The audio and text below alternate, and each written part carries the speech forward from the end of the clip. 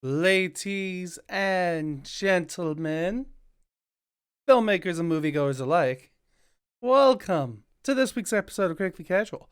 I'm your host, Srekcuf5, and joining me as always is the amazing Dorky Dev. What's up, Dev? Sup? Yeah, nothing. Life is life, and, nothing important's happening anytime soon, so decided Yep. to watch some movies and relax and forget about the world and all of its problems. Yes. We will try for this week. We are moments of levity, hopefully. I also think it's kind of funny that I say that and we watch these movies, which could have some very impactful messages, depending. Weirdly coherent for this day and age. I recently saw this article online before we get into the movie, where it was don't call authors or artists and creators prophets. Like, don't say that their work is something where they like George Orwell. Yeah, exactly. And like where it's not like their works that they made are being prophesized and prolific thoughts that they thought about. They're just satirizing what's already happening in their daily lives, and they just made it slightly worse. And then it just became worse over time. Yeah. So, and that's kind of how I feel a lot of stuff happens, where a lot of things are just like, we're going to satirize what's going on right now. And then it's like 2020 in the middle of a pandemic. And when every movie says, this is starting from a virus, and people are like, I'm just going to ignore this. Click. Next station. Damn, the amount of times that like this this year we've watched those. We started with 28 days later, and now we're here. And every time we walk across one of these, and we're like, man, it's oddly fitting. I remember thinking those people were idiots. Mm. I still think they're idiots, but suddenly realize it's not just them. We're all idiots. I mean, we're not all idiots, but still. Debatably. Yeah. So this week, anything else we want to talk about before we start talking about movies? No, it's just we are set up to go. Let's go. All right, we're talking about movies. Oh, my messages. What? Oh, whatever. This week, I called it because I'm such an amazingly clever person when it comes to titles. It's keep saying that. I do. That's the point. It's like the intro. I say the exact same thing every week. It's Book Pitt because it's Brad Pitt book movies.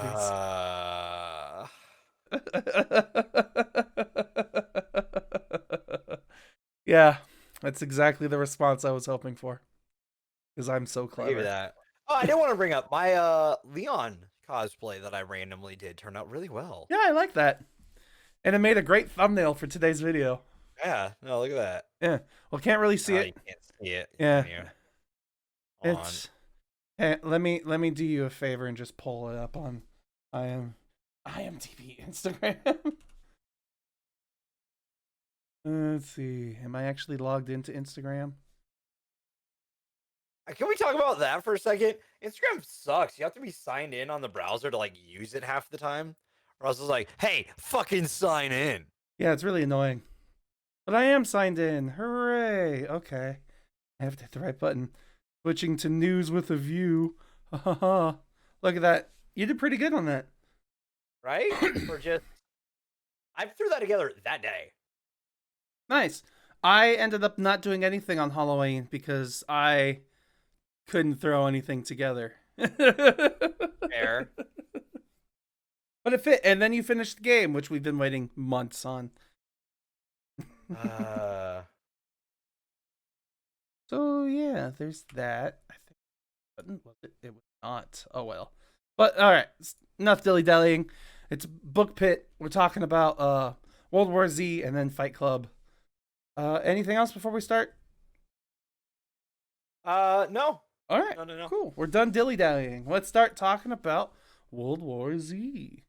Yeah. That movie. Which came out. I didn't realize this was that long ago because it doesn't feel like that long ago. But this was right after I graduated. On June 21st, 2013, with a little under 2 hour runtime, budget of $190 million. Estimated. I'm gonna put a hard estimate on that because Okay. this movie also ran out of money, Mm-hmm. which is why we get the ending we got. And I want to talk about the ending because I think it's something cool to talk about. Absolutely. Um, Opening U.S. weekend, it made 66 million. Gross U.S. it made 202 million. And worldwide it made 540 million. So it made some money. Made some money. Made some moolah. So, talking about World War Z, let me actually pull up my notes for that. I actually didn't do a lot of notes because there wasn't a lot that I could ultimately think to talk about this week. While they aren't the most exciting movies, at least not to me, they were very gripping in my attention. Like, Oh yeah. there was a lot of times where I was like, do I want to write this thought down or do I just want to let it go and keep Watch. watching? No, I 100% agree with you. Like I was gripped by these two. Like Mhm. this one's gripping because the time we live in, it kind of gives this movie a different meaning. Um in the way that it is. Mhm. B, there is a Marvel cameo from Ruth Nega, Negga, Can't,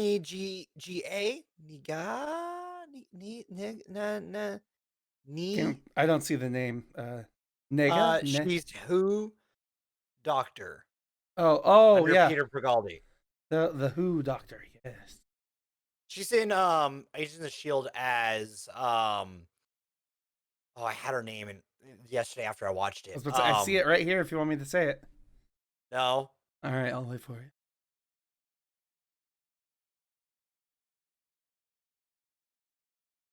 I had it yesterday. Mhm. Um, she runs Scorpion. And there's thunder and there's lightning and storms bring a lot of it. Reina. There you go. Though, interesting point of order. Does that count? Seeing as the TV shows, does it really? It's part of the MCU. All At the right. time when she was in it, it was definitely part of the MCU. Okay. So, yes. All right. And then they stopped caring, and now they kind of care again. Well, this month, Daredevil's rights go back to Marvel. Ooh. So, Third Matthew time's the Cox. charm. No, it's great because Matthew Cox was sitting there, like drinking something, looked over, grabbed his helm, put it on, and just smiled and kept drinking. Because everyone's like, you better keep him cast as Daredevil because he's fantastic. Yeah. And everyone's like, can we get him and Tom Holland interacting with each other? That'd be great. Because, Matt Murdock does represent Peter Parker / Spider-Man on a couple occasions. So, and they have a really interesting working relationship between the two of them. So Nice. I'd like to see that. Um, this I forget how many people are actually in this movie of note, though. Oh Because yeah. you got Matthew Fox from Lost. You've got David Morris, who's in a crap load of stuff. Um, Most notably, I guess, would probably be the Green Mile. For most people, but like when you see him, you're like, oh yeah, I've seen him. Mhm. Um, you've got Elise Gable, um, who at this time was a fresh face in a lot of ways. But like more noticeable later nowadays. Because he was also in Game of Thrones. Peter Capaldi's in this. Um, who's I the mean, Doctor. he was the doctor. He's Who Doctor in this, and now um is or was Doctor Who. So that was always funny. Mhm. One I of the don't know. It's daughters. So one of the daughter of Sterling Jarrins is one of the teenage daughter in The Conjuring. Ah, see, like a lot of recognizable faces. Um, so I always find that interesting because I was like, I wonder if how many people I remember are in this are actually in this and who's not. And like I was like, because I remember Matthew Fox, but everyone else that showed up throughout this movie, I'm like, oh yeah, you're in this. I remember Matthew Fox and Peter Capaldi, and I'm like, yeah, because the Doctor and Jack from Lost. We have to go back, Jack. Um, That's a show that I really should and shouldn't watch all at the same agreed. And I watched through it. Time travel. Who needs Yeah, it? it's a weird fucking show. Uh, Um, no, so some things I want to point out that I do appreciate about this movie. Um, I appreciate that they set up how Brad Pitt's character like looks at things because he's an investigator. mm-hmm. So one of his things is that he's going to look at things from a different perspective than what we would. Mm-hmm. So him analyzing the situation as it's happening makes sense and why he's analyzing it that way. Um him understanding how to go through these situations all makes sense, and him like testing things makes sense because of conversations he has with people. He's like, okay, I'm kind of picking up what I need to look for then. Because he's an investigator, so someone who has insight in what he's trying to investigate tells him some information, he uses that. Mm-hmm. I really like it. I think that's great. The other thing I really like is the zombies in this. Yeah, these are an interesting pair of zombies that we don't get to see often. Like, it's not like it's hard to explain how they're entirely different, but it's how like they're both mindless. The things that they do are extreme, but they also these zombies I were one of the problems I had is because they have one minor plot inconsistency to me. Like they use it as a motif to explain what's going on in the film and how our main character of Jerry figures out the solution. Like that's the whole motif, and the investigation moments is when he figures it out. But at the same time, those moments are the show zombie behavior that make me confused. Specifically, the third moment when we get to see him spotting out the kid who's bald, and he just crouches down. And these zombies, they're really freaking cool. Like Oh, they I love how they move. yeah, the way they move, the way that they behave is super interesting, and the fact that they also kind of team up together to make these superstructures in their own little way. Terrifying. Yeah, absolutely. These are arguably the scariest zombies. Mhm. But at the same time, these zombies, it appears that if like once you know the solution to them, they just go around you like you don't exist. But at the same time, to them, you do exist, so they go around you. And it's weird. I just, like, especially in the instances where we get to see him investigating, I feel like even though the zombies go around the people, they should still be trampled, like everything else that the zombies trample in the movie. Like, they have no regard for themselves or the things that they run into, like buildings or walls or jump off of buildings. But Steven. now they just part like the Red Sea. Steven.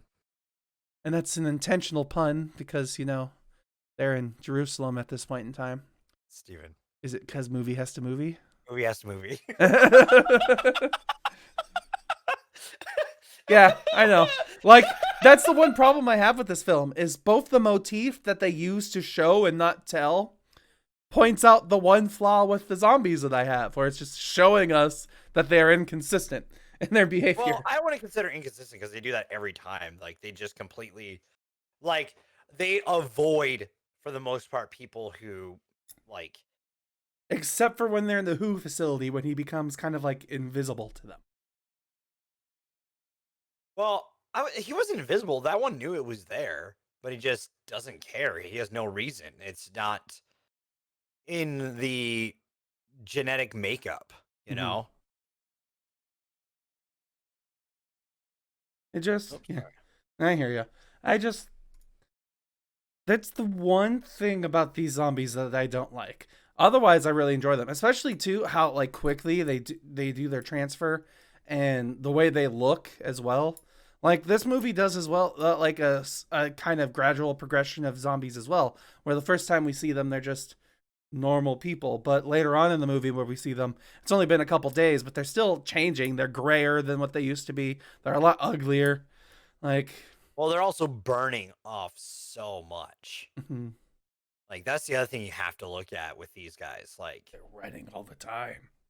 yeah, seriously. And I think that's why they're the most terrifying. This version of zombies, I think, would be the most likely to wipe out people Okay. out of everyone we've seen. Especially not this 1978 version of zombies. Uh.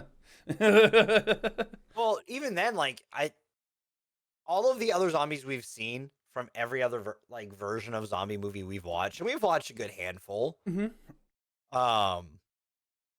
None of them compare to how these move, how these react, and how quickly it spreads. That it would be the most likely to wipe out the most people. Yeah, especially the airplane scene. That one was freaky. Terrifying. Mm-hmm. God damn, that is a terrifying scene because you know what's being set up because because there's a dog, it barks for a little bit, and we're like, so the dog's gonna bark at something, and it's gonna be a zombie. Yeah. You know the trope, okay? Where the zombie's gonna show up, we don't know. Because there's several moments where the dog like kind of looks one way, barks during that part, and then right away we see the button pressed, and we're like, Mhm. oh, so it's got to be there. But the dog looks away and barks again, and you're kind of like, well, maybe not. Mhm. But then it is. And I think that's I mean, I honestly think that's a kind of it's not a misdirect because you know where it's gonna happen, but it's enough of a sleight of hand. I think I remember that scene differently because when the dog barks the first time and she presses a button, when she looks back, the dog's running away. Like, Oh, you're right. Okay, you're right. Which I mean, it still works as a sleight of hand because it's like the dog trying to be like, "Hey, go this way." 2 weeks in a row where I remember better detail than Dev in the zombie movie. Ha ha ha. Bro, it's Q4. Fuck you. I'm being held together by strings at this. Uh-oh. Dev? Internet? Oh, and he's doing a really good. Oh, what the fuck was that? Can you repeat that for me? You said this is Q4, and then I lagged out. Oh no! It's happening again! What's going on? I'm not lagging, at least not on this side. I'm not lagging on my side. You're saying words that Discord doesn't like, I guess. Hello, can you hear me all right? Yes, I can. I'm gonna say Q4. Are you gonna lag? No. No? Okay. It happens each. All right. Go ahead. Oh, I thought you cut out for a second because the way you stopped saying that. I was like, no. It's happened each All time. right. No, I'm a marionette right now. I'm being held up by strings. Steven's really at my place, and doing some really good ventriloquism. I'm not actually talking right now. It's Steven. I'm so skilled. Oh, secondhand burp. I'm sorry. I had that that that felt bigger than it was gonna be. Then yours happened and mine like lowered as it was coming. I was like, you know what? We don't need to be that big. Inadequacy. I see how it is. No, it was just probably more of a like, he got it. Okay. Yeah, I had just a random tea burp. That was great. It was tasty. Okay, like back to this movie for a second. Just like I don't know, I like how the zombies move, and I think my favorite. I think some people criticized when it came out the ending of this movie, or the ending where it is. I think the ending where this is fantastic. Yeah, I think it works totally fine. I think it's perfect. It's a perfectly suspenseful, enclosed space to hit the end goal. And I think that's perfect for this movie. Like, and especially because like he reaches the goal of his mission. His mission is to find a solution, and they find the solution. He needs to find the solution. He finds the solution. He's like, all right, then how do I get to it? And they're like, well, it's in the other wing. That cool. That was cool. Because originally it was supposed to be a big, more huge spectacle ending. I don't know if you remember hearing about that, but like because they ran out of money, they had to change the ending. I mean, their big spectacle was Jerusalem, so yeah, but it was supposed to be bigger for the end. Lovely. Which would have been cool, but I think this works better. I agree. You don't need, the one problem I have is how the spectacle seems to become the mood or emotion in movie theaters. Like, it doesn't have to be bigger and better and more explodier to be a good ending or a good climax. Like, this is a fantastic climax for this movie. I think it's great. Yeah. I have no complaints about the way this movie ended. No, neither do I. Other than like, I guess the prologue or epilogue. Sorry, epilogue is the end, right? Yeah, where it's like news bulletins over the credits with Brad Pitt narrating. Mm-hmm. Yeah, I have a little bit like I don't really care for that too much, but it's kind of that rousing, like, hey, if you could fight. Mm-hmm. But you know, is what it is. No, a movie's perfect, but this one I have some endearment towards. So, two other things that I want to talk about with this film, our best chance at survival. That doctor, dude, that is. I remember seeing that in theaters happen. Mm-hmm. That was one of those moments in the theater where I was shocked, genuinely shocked. Because I didn't see it coming. It's such an out of left field moment. I love it.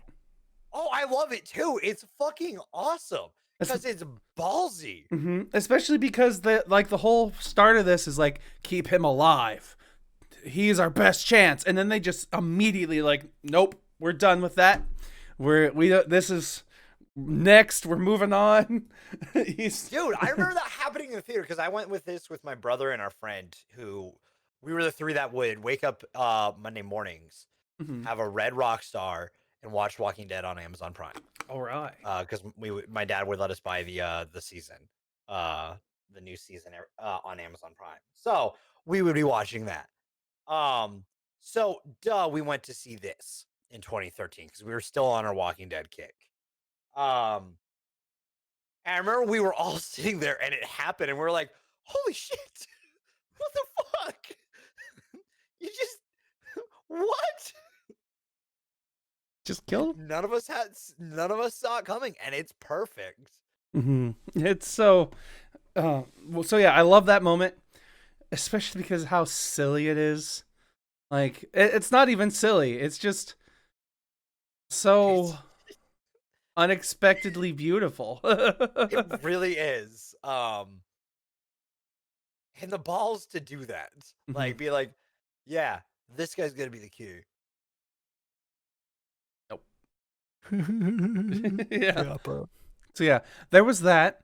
And the last thing about this movie that I want to talk about is I liked the setting and the fact that there was not one setting, but there was multiples, where a lot of zombie movies are set in one spot and in one location and they just survive. Where in this movie, or if they have multiple locations, we have a really long, drawn-out drive that has nothing happening. And in this movie, it is A, B, C, D. Each location he goes has a different response to the outbreak that's happening. Some are more effective than others, and some are far more humane than others, like North Korea ripping out everybody's teeth within 24 hours. So I mean, I could see them doing it that way, though. That's the scary thing. No biting can happen if you don't have teeth. Or when we see the nuke go off. Oh yeah. I forgot about that. I completely forgot about that scene when they're in the plane and you see down below, you see a nuke go off. I'm like, oh, right. That's escalation there. That's damn. This also gave me an idea for a movie, which if I actually get off my lazy butt, I'll write it. Let me know if you need a main star. Oh yeah. Someone with some great acting chops. I might know a guy who. I might make you the secondary character. Right now, the idea is the lead is going to be a woman. So. Fuck it, I'm versatile. I'll talk to you about it later if you want to hear. Gender norms. You're the wrong person to be saying that. Why? Just kidding. Just fuck gender norms. It's a general statement. Anyways, I don't know. I don't know. I just really appreciate this movie. I do This too. is my zombie movie. Like you like Dawn of the Dead 2004, right? Mm-hmm. It's This entertaining. is mine. This is my Dawn of the Dead.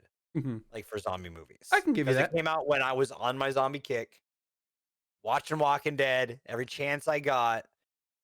We were playing different, like we were playing this during Dead Island, when the Walking Dead Telltale game first started, really. You had Nazi zombies was the thing. Even though I wasn't a huge Nazi zombie fan, I still am not, and I've been very vocal about this. Just gotta make sure my consistency is there. I think that what the fuck? I think that this is my zombie movie. I hear you. We talked about movies that do zombies better. This is it. Okay. From last week. Because it also doesn't do some of the bad tropes you dislike. Mm-hmm. Like there's not that drawn out scene with the music. Yeah, I know exactly what you're talking about. Yeah. So there's not that kind of scene in this. So stuff like that, and like. But how do you not like Richard Cheese get down with the sickness montage? Like. I'm not saying I dislike it, but I just like this movie. I really genuinely like it, and I've liked it since it came out. So, and I'm glad that like after I haven't seen this in a while. Maybe not since like either it first came out on DVD or even theaters. I don't remember if I've seen it since theaters, but it still holds up in my opinion from how I remember it from when it was in theaters. So I like it. So okay, so, are we good to move on to popcorns? All right, then I'll give you your 10 kernels. What are you giving World War Z? I might have used 8 of them. Nice. Maybe 8.5. I'm still like I want to give it an 8.5. Okay, hold on. Let me see what I've given 8.5 this year, real quick. Okay. Just to compare, I gave Dark Knight, and Fury 8.5s, and Casino Royale. You know what? Yeah, actually, 8.5 seems right for me. I put that in that kind of regard for me, because I know I put Dark Knight lower than probably. Dark Knight is a better movie than what I rate it, but I also rated it based off of comic book adaptation. I am going to say that as a reminder. And that's why I gave Batman Begins a higher score. So yeah, I think I'm going to give it an 8.5. All right. I was going to give this one an 8. Wow. Rare we've been this close in a while. Yeah, like I said, this movie, like, there's not much I could say honestly about either of these movies that I have a major complaint about or anything that I really didn't like. Like, it was all just nice. That's fair. Yeah. All right, so let's move on. We're gonna start talking about our next film. I mean, unless anyone, we can't talk about it. Fine, I guess we won't talk about it. Moving on. We're off to news. Sorry, it was just a really dumb joke. No worries. I wanted to make a joke like that earlier, but I decided not to. At the beginning of the show, I wanted to be like, first rule about book club. And then talk about book club. Yeah. But then I was like, no, we want people to talk about our book club. How else are we going to get people here? So, Fight Club. This was directed by David Fincher. Came out on October 15th of 1999 with a budget of $63 million. It made on U.S. opening 11 million. U.S. alone made 37 million, and worldwide made 101 million. So didn't quite make double its budget. Um, so kind of a flop in the sense of from a box office standpoint, Mhm. but from a critical standpoint, man, this thing's a darling. Dude, you have no idea how many times I've watched this movie. I mean, you probably do. Uh, I've watched I this. can guess. We're having some minor lag problems here. Don't know why. Oh, that's weird. I'm not getting it from you at all. Yeah, Let me change Here regions again real quick. okay. We were just getting a little robot-y on my side. Yeah, I think it's a Discord issue Oh, lovely. because I'm not having internet issues right now, and neither are you. So Server side. Good job, Discord. I think it's a server issue right now, which is, I mean, it happens. Whatever. Mhm. All right, people are having to be on here, so But yeah, I talking about this movie. I've watched this movie a lot, especially for film stuff. And there's a lot to enjoy about this movie. Some of it's the small details. A lot of it is the behind like the actual making of the film and like the technical aspects behind it, and then just the narrative of the story itself. Like, but the only complaint I have is when they decide to go into CG and like they do like full CG shots of close-ups of the trash can. And that just looks bad. And because they don't have quite the right look and lighting compared to the rest of because the it's room. 1999. Yeah, exactly.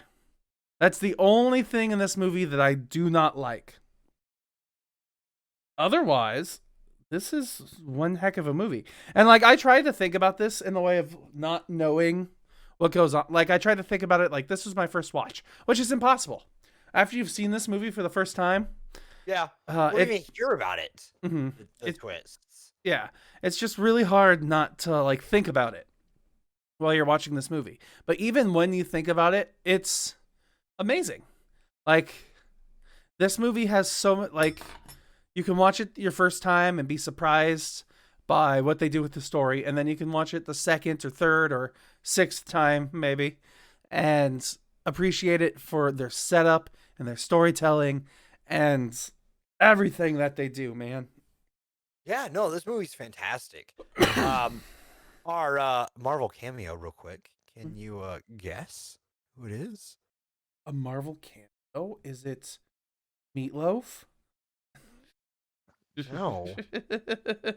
Oh. No, it's Ed Norton, dude. Yeah. Who played Hulk. Incredible Hulk. And rewatching this, I now understand, like, again, why he was cast in that role. 'Cause he does a good job of like being that kind of Yeah, those movements that he does. Like yeah, like that nerdier kind of character in a way. Hmm. But like slightly has some hinges loose. Oh, absolutely. The best way I could compare Edward Norton, like the closest comparison I would maybe say would be Split.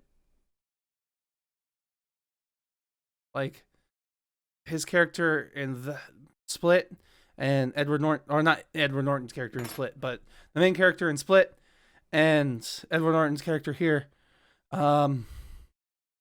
pretty darn great. Like they have similar attributes, but I honestly don't entirely know what to say.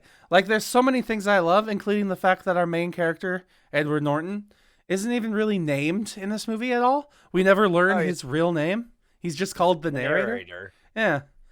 Even though he's our main character and he goes by like 7 different names in this movie. I love the setup that they do just with like the small things that they explain. Like, yeah, I'll wake up in this airplane and then I'll wake up in this airplane, then I'll wake up in this airplane. And it's like, yeah, he's just doing business. Absolutely. There's nothing Nothing going on in between. Uh, and just this, all the words that we get, like just in his opening conversations, um, in the narration that he talks, the conversations with like Marla when they get into arguments, are very enlightening. Hell, even just the opening intro, the credits to the opening, where it's brain synapses, and then you go through the guy's skin, and then you're going down the gun. Like, all of this Yeah. is very intentionally placed and thought out. He's good. Oh, it's great. I don't know. It's such a unique movie. Like, this is one of those ones that like you have to at least watch once, minimum. I would argue Minimum. twice.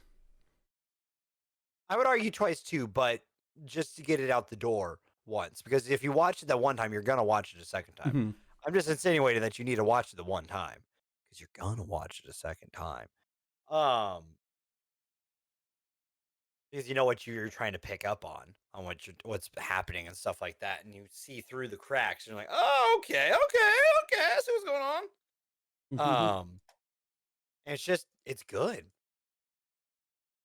I don't know, it's just good. Like, it's a good movie. Um, like, I don't think there's a weak there's not a weak part or moment through this movie because everything is so coherent with itself and so like understanding what each scene is trying to do. Like, honestly, I genuinely tried to find things that I didn't like of this movie. Like, I really tried, and I couldn't. Like, especially when it comes to the silly, like, I I normally don't like movies where a majority of the dialogue of the film is done through voiceover work. It was fine in this. Because it's part of the story. Mhm. A lot of It's times, integrated into the story. yeah, a lot, like, I normally don't like fourth wall breaking moments where a majority of the movie is not fourth wall breaking, but it happens in this movie and it's totally fine. And Oh my god, my favorite line is the "Nah, I still ain't got anything." flashback humor.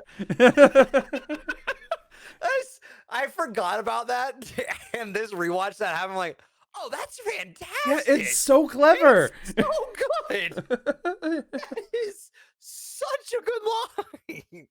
It's flashback That humor. is fantastic Mhm. writing right there. And then all the Fantastically acted. Mhm. And all the, like, stuff that they set up too, with like the flashes, the one screen flashes that they get, being it Tyler or the penis at the very end of the movie. My God. What a good fucking movie though. Like, genuinely, like, Like, the I'm glad best. we had the excuse to finally watch this Mhm. on this show. And it's so, like, the best part about the whole thing too, the reason I keep coming back to it is it's funny. Like, it's not Oh just yeah. serious. It's not like just this movie where it makes you think about what's going on, because it makes you think. Like, this was made in the early 2000s, or it was 1999. Late 1990s. Yeah, late 1990s, just before the 2000s.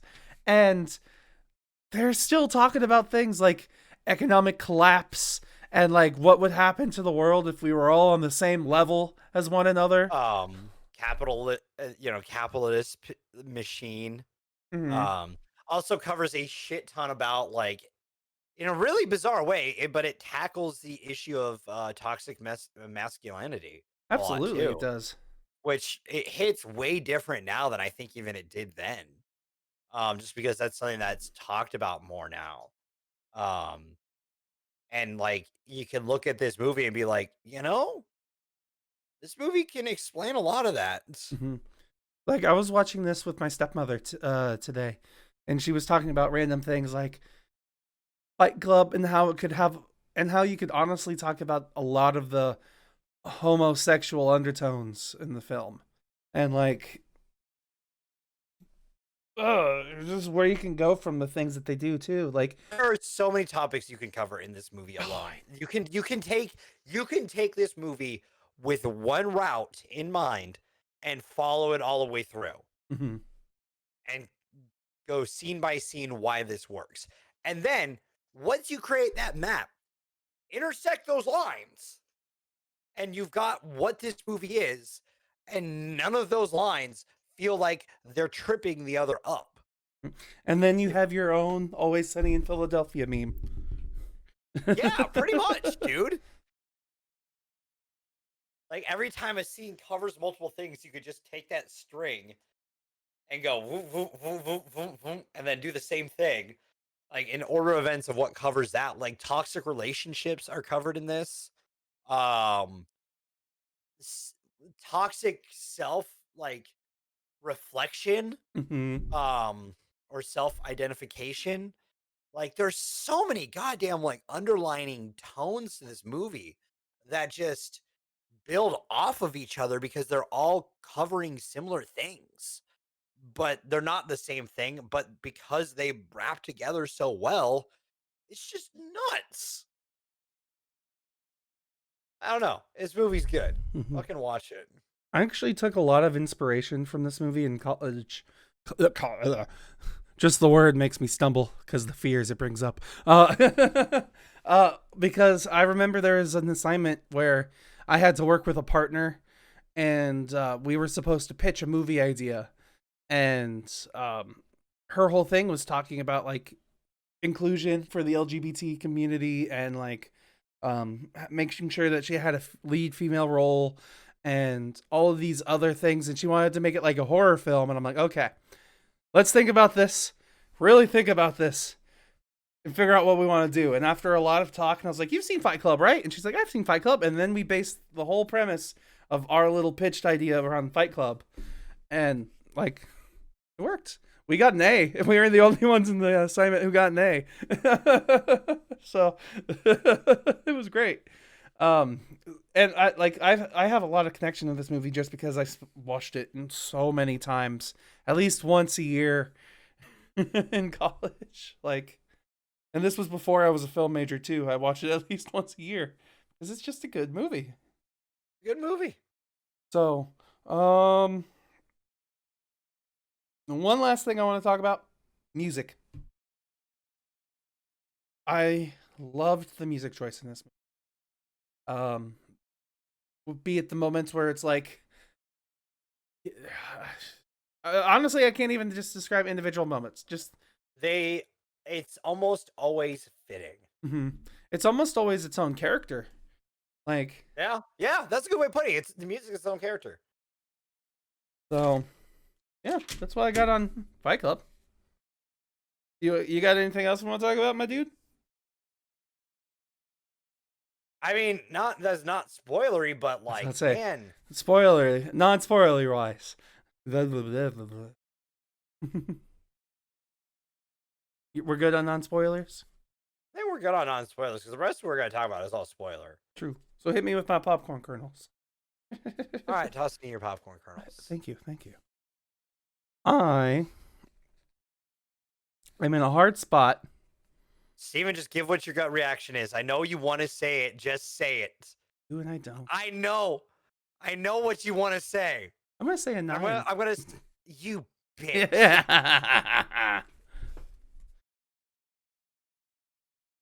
God damn it. I can't. You haven't given out a 10 all year. It's Give fucking 1917 a 9.5 despite me. It wasn't to spite you.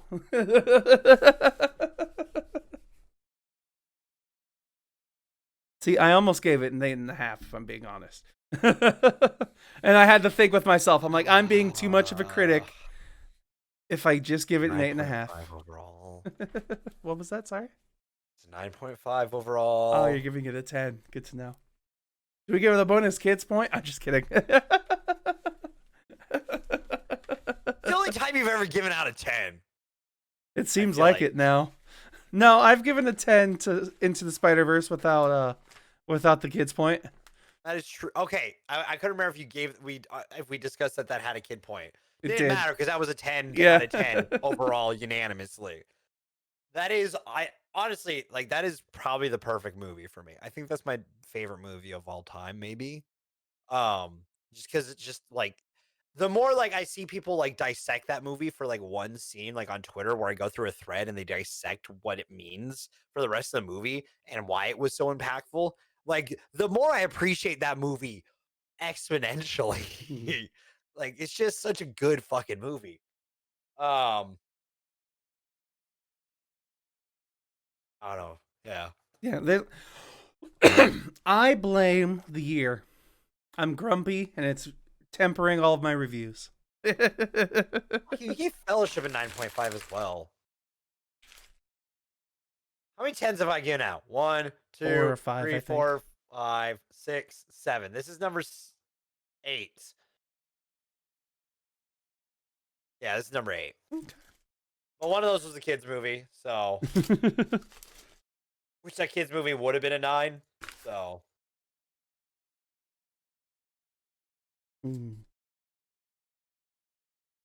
Let me think about this for one more second as I debate the extra half a point. Then it's technically still a 10. that would only be the second this year. That's true. Third this year. Because you've given out 2 9.5s this year on movies I've given 10s to. Yeah, why not? Sure, give it the extra half a point. All right. Yeah. There's honestly no other reason why I shouldn't have it in there. Cool. So 10 overall. Yeah, we have our first average 10 this year. I'm just kidding. It's our second. It's third. 1917 Fellowship Fight Club.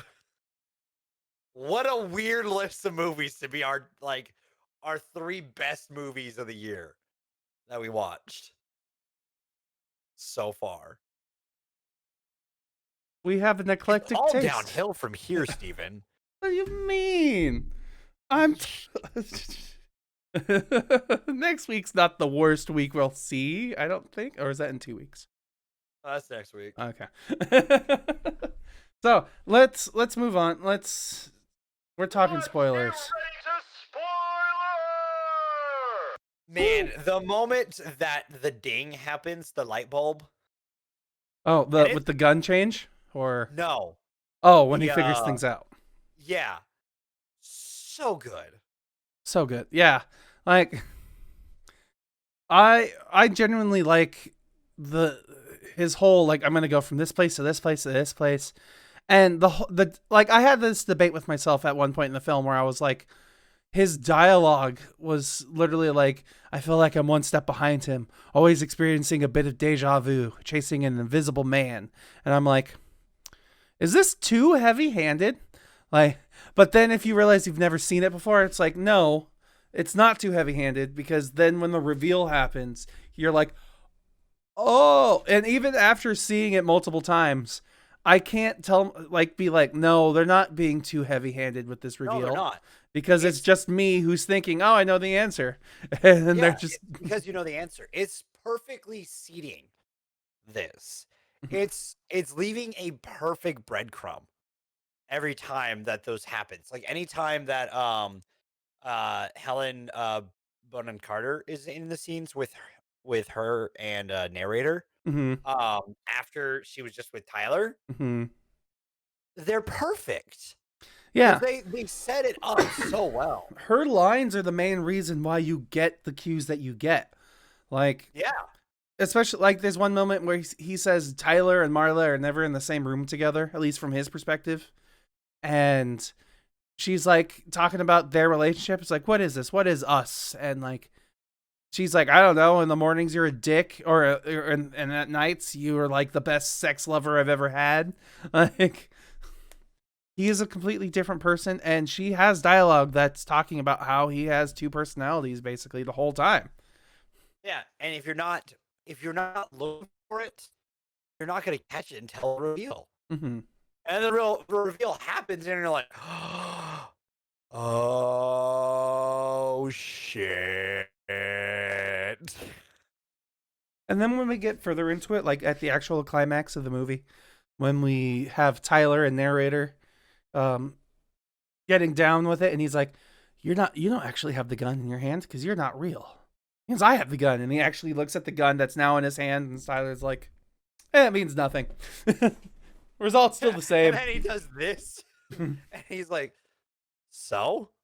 No, I don't have it against my head. I have it against our head. Oh. Well then. Now this is interesting. That's one the one question I always had was, why is it that Tyler's brain explodes while the narrator just shoots through his jaw and his cheek? It's a mental demon. He had to pull I Yeah. guess it was just pulling the trigger against Tyler is the best way to put it. Like, Yeah. having to defeat that part of him. Mm-hmm. Prove that he doesn't need him to be a better person. And then you get the, are you okay? Yeah, I'm fine. As his mouth is just soaking, oozing with blood. Mm-hmm. And then the people, his followers, still at the very end, being like, "Oh, he's such a badass! What a tough motherfucker!" Right? Shot himself in the cheek, and he's still alive. Yeah, but I mean, it's still like he shot himself in the face, essentially. Mm-hmm. Yeah, which is still just insane. And I love that line when him and Marla are there, and he's like, "You met me at a really interesting point in my life." Yeah. I agree. And just how it goes from there, like, and how crazy this group of people is, like, it's so interesting to watch this cult form, where it's all of the lesser people in the world, the ones who feel like they're being trodden upon, and they're like, and then his whole idea is, I'm going to indoctrinate these people who already feel like shit into believing they're actual shit. And then they get his messages Only in death confused. we get a name. Yeah, and in death you get your name. Like, that was the part that really caught my attention, because he's like, in death he became a man. This man is Robert Paulson. And then that name started going throughout the enclaves. His name, yeah, was Robert Paulson. It's like, Jesus Christ. There's also another really good line, where Tyler and narrator are talking, and they're talking about the other circuits that are starting up, Mm-hmm. and they're both like, "I thought you started that one," Mm-hmm. which also begs the question: who knows if there's a third? There could be. There very well could have been a third person starting these fight clubs. Could have been Jared Leto, the blonde guy. Which, DC World's connection. I swear to God, if you start connecting to DC, I'm gonna be really fucking upset at you. It would be funny, and I hate it. It would be funny just to fuck with you.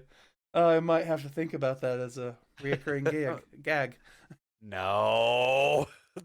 It's not like I have enough about them. It's not like I talk about how clever I am. I just need more moments, you know?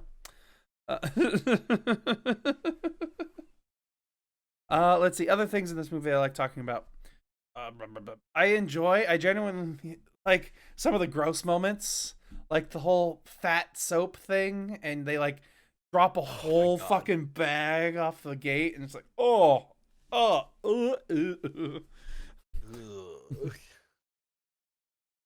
Gross. We get to sell the rich people their fat asses back to them. That was hilarious. Also, I noticed in that scene, this time the way Tyler's leaned over, he doesn't have a long enough fucking shirt. I don't know if you've ever noticed that in the scene. He's leaned over and his shirt's like up here. His pant line is where it should be, but like his shirt like rides up here. As he's leaned over, and I'm like, motherfucker, get a better fitting shirt.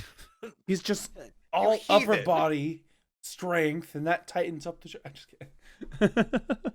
You're not wrong because it's Brad Pitt, but fuck, man, get a better shirt. I especially like how Brad Pitt's appearance changes throughout the movie. Like, especially towards the end when he's disappeared for a little while and our main character starts to get more like sense of normalcy and control back in his life. And then suddenly Tyler shows up again in a completely different outfit. He almost looks like something from Mad Max. Like, what's up, man? So you figured it out. Yep.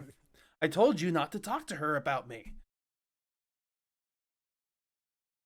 God. Yeah. Man.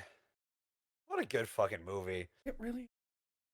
And like I said, the main reason I come back to this movie over and over and over again is the freaking comedy in it. Like, it is so clever. That's a good way of putting it. It's clever. It's a clever girl. Probably. I mean, that's the best way to put it. This movie is smart. I wouldn't compare it to a raptor. I don't know, dude. It does blindside you. I think that's an apt description.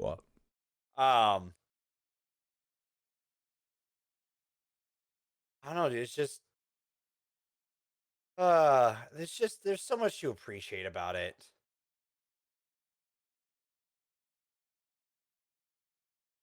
Yeah, there is a lot to appreciate. Generally don't know where to start. Like, we could go into, like you said, we could then go into a lot of different things and talk about a lot of different stuff in this movie. So, I don't know. I don't know either. Let's see. No, I got nothing else. Want to move it on up then? Head on out to the news. Let's head on out. Wrap up, whatnot. All right. Can you do the news button?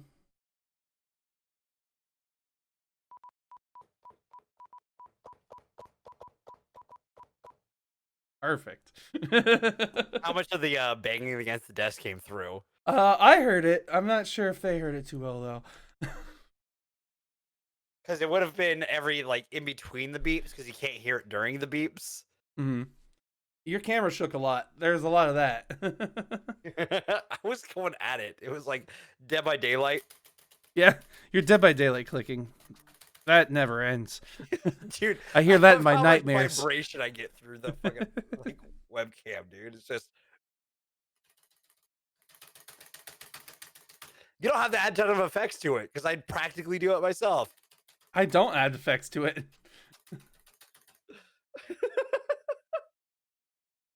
Okay, so movie news. Things I want to talk about. I'm trying my best to avoid sad and negative things. However, that being said, I feel like we have to talk about one of them. Probably, yeah. We will. I'll get to him. Okay. I believe I know that him, right? Yes. Okay. The first thing I wanted to talk about was, I mean, it's still COVID news. AMC has released its quarterly earnings. Not good? No. Can you guess how much money they've lost? Like from last year to this year? I don't know. How big of what'd they make last year? Okay, let's see. Last year. Sorry to put you on the spot. Because it would have been Q3 earnings last year, or are we just going off of Q3 or up to through Q3 earnings? I think up to Q3. Like, okay, so Q1, 2, 3. Yeah. Earnings.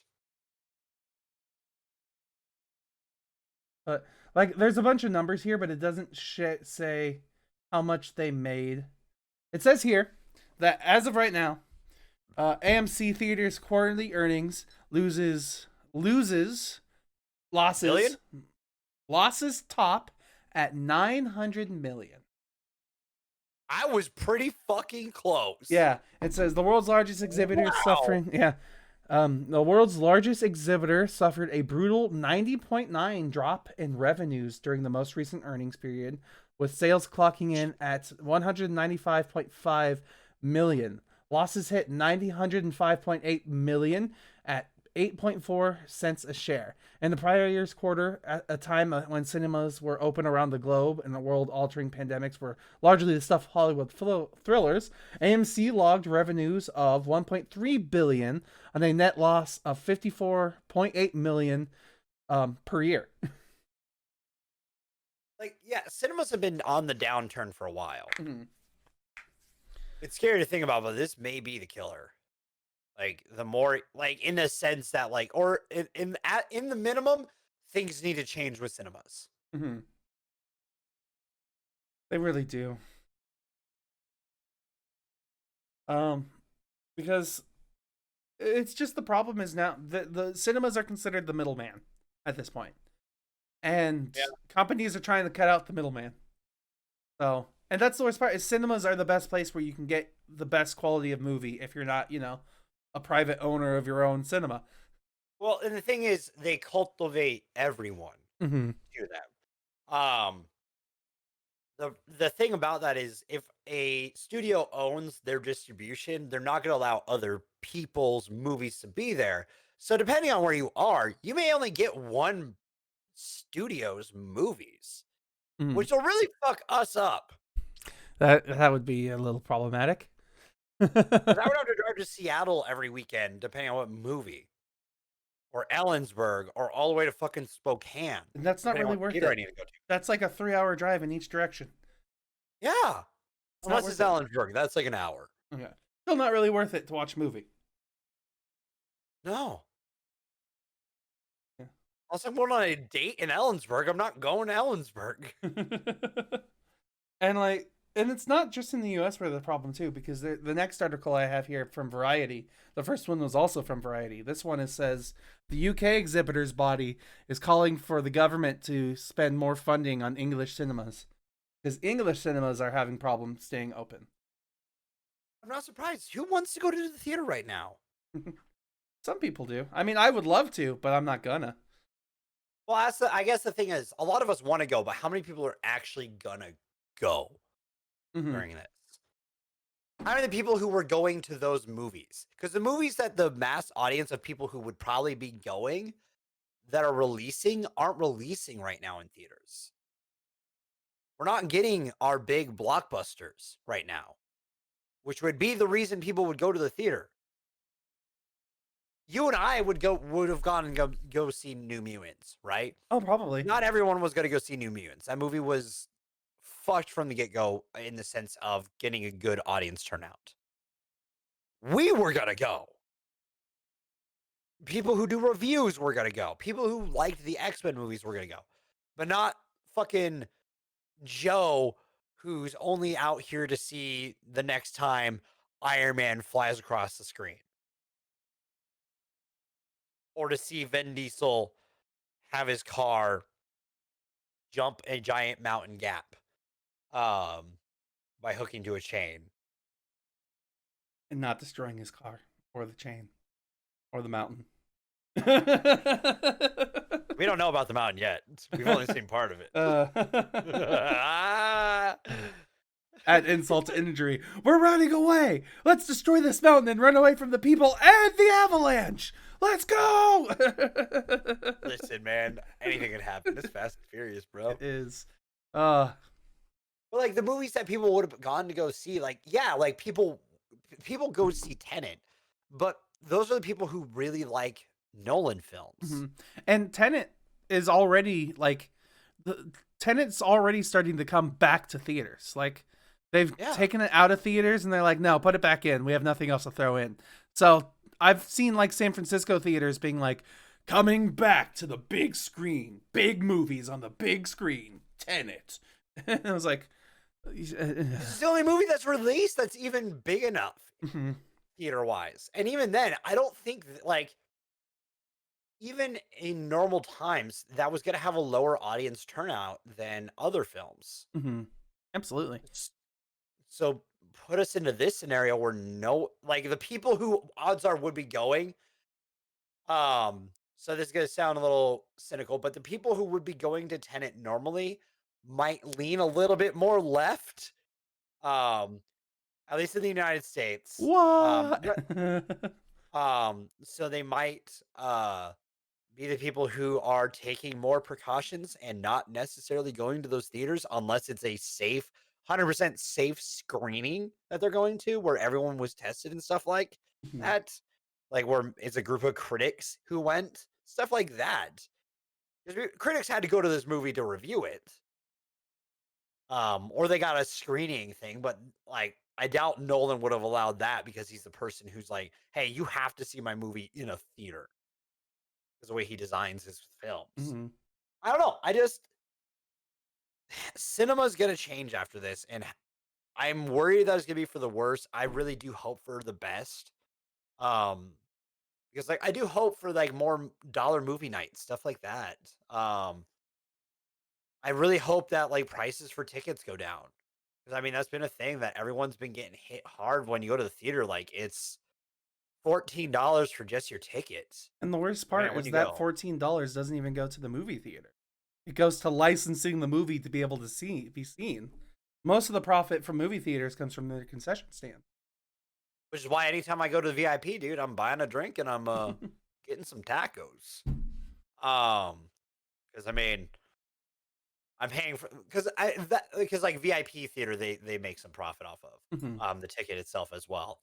Because that is like for at least the theater I can go to for that like that is the most profit they can make off of any ticket because it's a higher price. I think like for matinee, it was like 14 $15.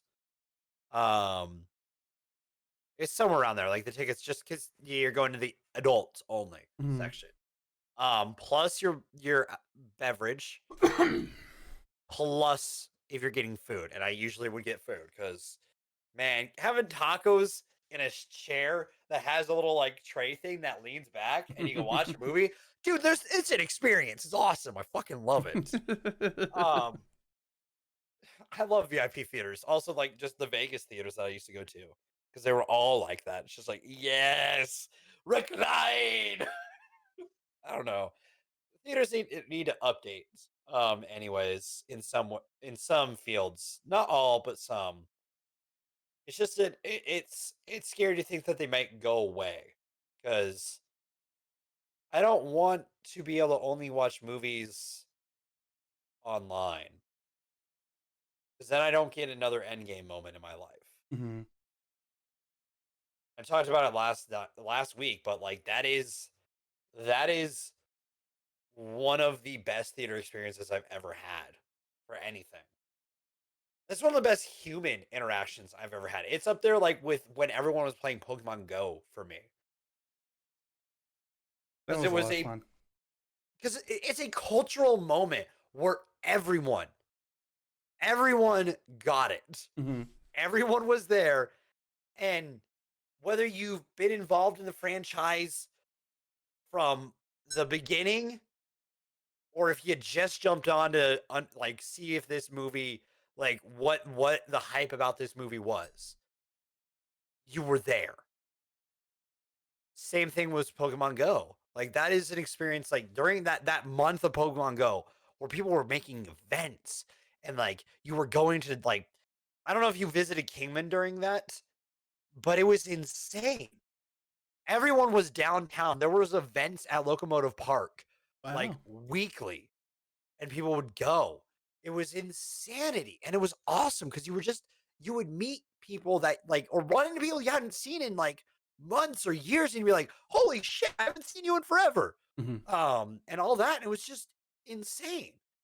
And Endgame is one of those. And taking away the theater like losing theaters would mean we don't get another opportunity for like something like that Yeah. through that medium. You're not wrong. You're very much not wrong. But I can't put as much passion into that kind of speech right now. That's fair. Sorry, I'm always a little hot-headed and grandiose in my speech. That you are. It's okay. You're like, I'll never experience an endgame moment again. And I'm just sitting here like, I mean, yeah, you're probably right. And that's to say, like the odds of experiencing something like Endgame to that level is nigh. It took 20 some odd movies to get to that point. It's going to take a long time to get there again. But I'd like the door to be open.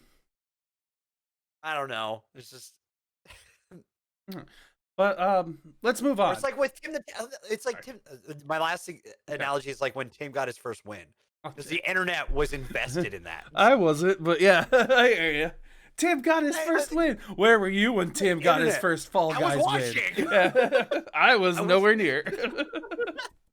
But like in a sense of the entire internet knew that what was happening. It was Tim needed to win. But even us, we were making jokes like, "Oh, you got if Tim gets a win, you have to get a win," kind of thing. You know, neither me or Frankie have gotten one yet. You guys can do it. Says you. You don't know the level of my incompetence.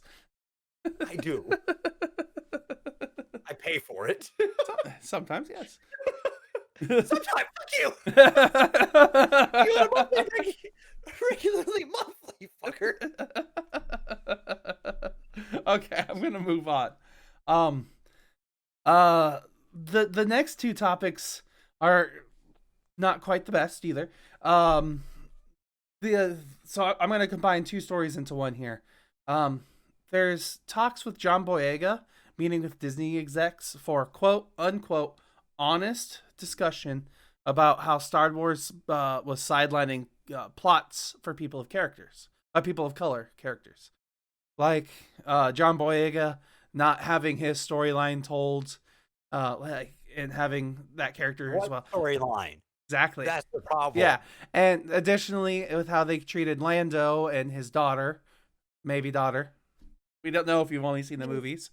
Yeah, if you only see the movies, you don't know. Mm-hmm.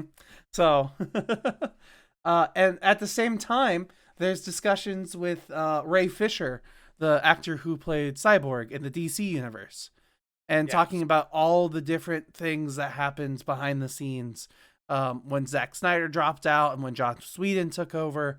And like apparently at some point there was talks about having people of color having their skin color whitened up in the scenes because it wasn't liked, how like the look wasn't appreciated.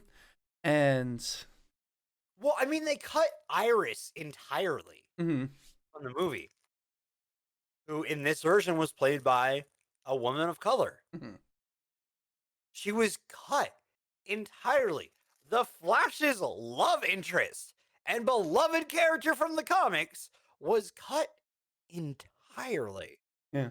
There was an article from 3 days ago that says Ray Fisher's new Justice League claims, saying that there's unbelievable gaslighting that you wouldn't believe.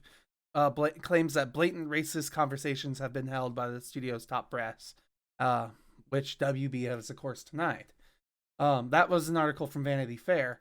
But additionally, there is an article that released just 6 hours ago from Cinema Blend that says every single scene that he thinks Cyborg was in this movie was reshot and redone, where none of his original footage was kept.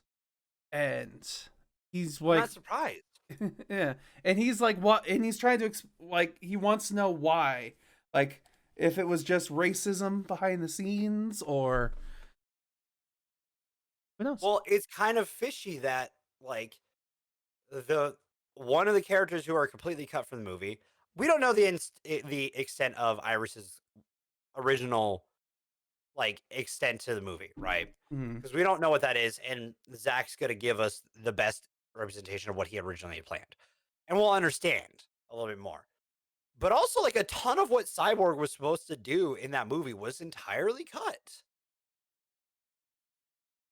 It's like the entire time Zach was making the movie, he was like, yeah, no, Cyborg's going to be the heart of the movie.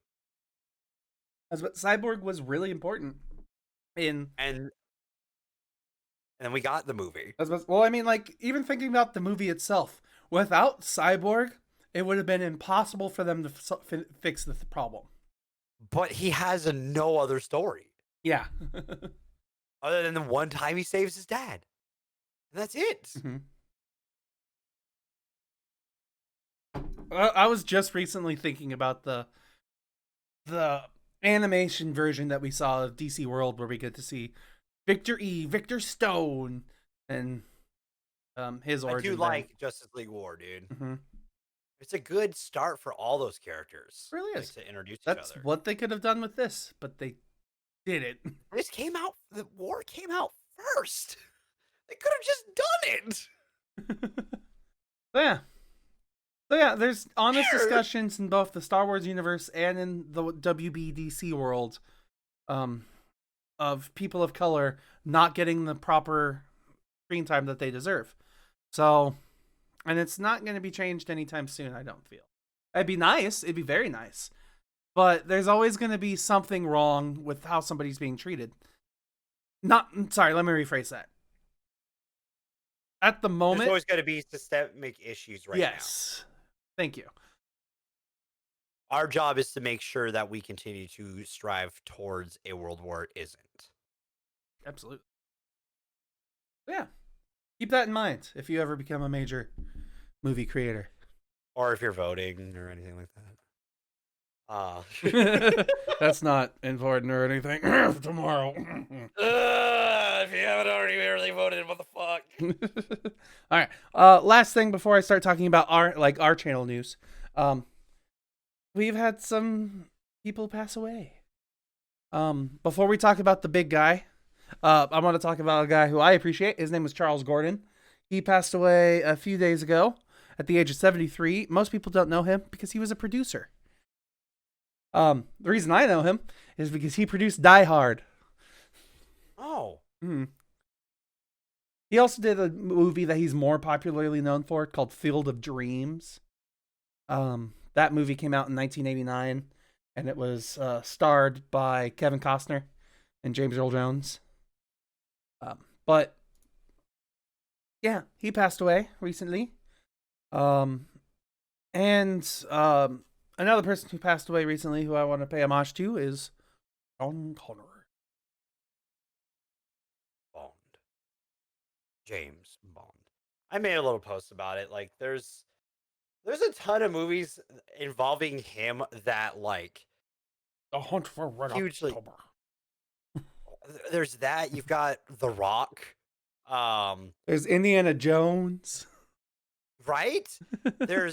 And people, I have a soft spot for this dumb fucking movie, but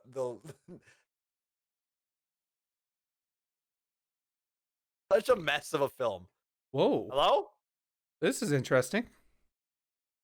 That's an Elgato. Which is not what I'm using. Webcam. Your video setting changed. Webcam, what happened? Hello? Did it unplug? Apparently. I like how I knew exactly what it changed to. Because that's my no signal that I use for stream when I'm like my game is off.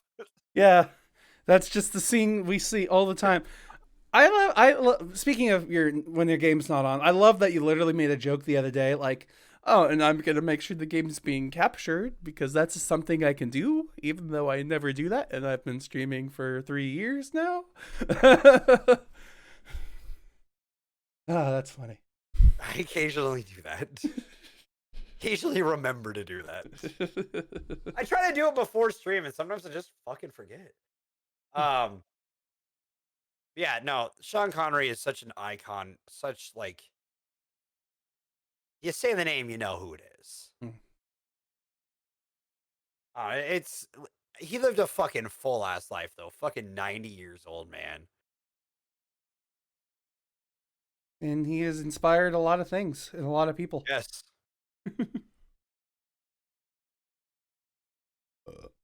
Hopefully he's enjoying a scotch in heaven with whoever the fuck he wants. He's Sean Connery. I mean, and a lot of people gave a different homages to him. So if you want to feel sad but also happy at the same time, look that stuff up. Yeah, no, like I think especially with Sean, it's just you got to appreciate his life as well. Mm-hmm. So yeah. All right. So us. I want to talk about us.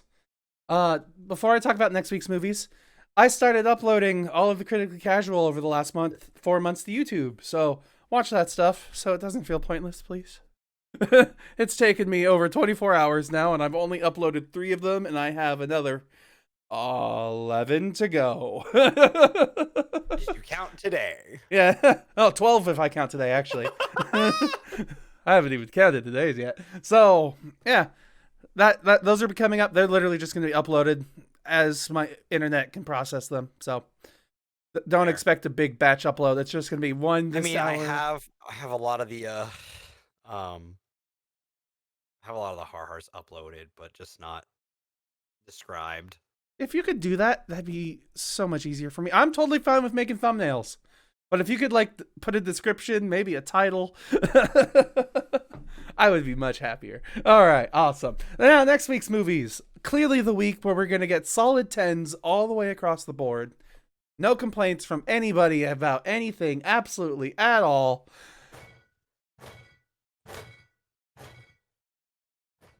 I think they heard that one. Was that... I'm pretty sure that was his hollow head ringing. That was Aragon and Golden Compass are the movies that we're watching for next week. You got a red spot on your head there, Dev. No, I don't. I'm just messing with you. Yeah, Aragon, obviously the movie that no one messed up, and then Golden Compass, the movie that doesn't have a better TV show. So yeah, keep an eye out for that as we start discussing more books and more things in our future. And that's all I've got for us. Honestly, unless there's anything else you want to talk about. I want to go ride a dragon. All right then. I mean, that'd be cool. I would love to live in a fantasy world. If you lived in Skyrim, Dev, what do you think you would be doing there? Do you think you'd be a casual, everyday farmer? Would you try to join the vampire hunters? Would you become a werewolf?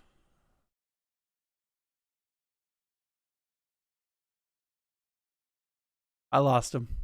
He's leaving. No, he's staying at his mic. No, he's leaving. All right. I ruined it.